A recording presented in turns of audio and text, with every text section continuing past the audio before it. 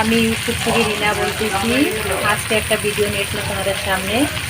মাছের তেল বানাচ্ছি আমি। কীরকম লাগতেছে বলো? সুন্দর, খাইতে দারুণ টেস্টি হবে।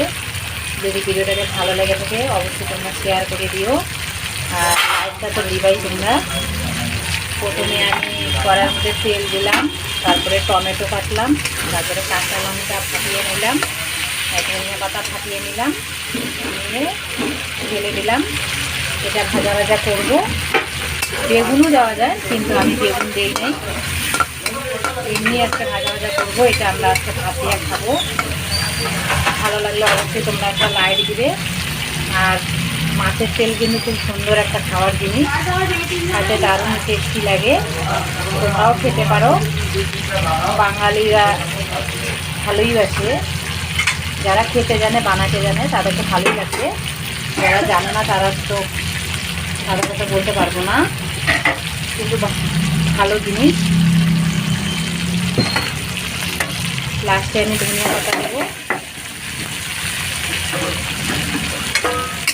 ধনিয়া পাতা দিলাম।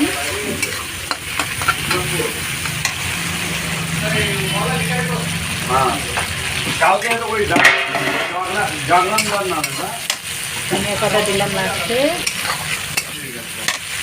আর একটুখানি মাছের ডিম বের উঠলো, মাছের ডিমের একটু বড়া ভাজলাম, বড়া ভাজে উঠায় রাখলাম। যদি ভালো লাগে ভিডিওটা অনেক শেয়ার করে দিও, আর একটা তো লাইক অবশ্যই দিবা। টাটা।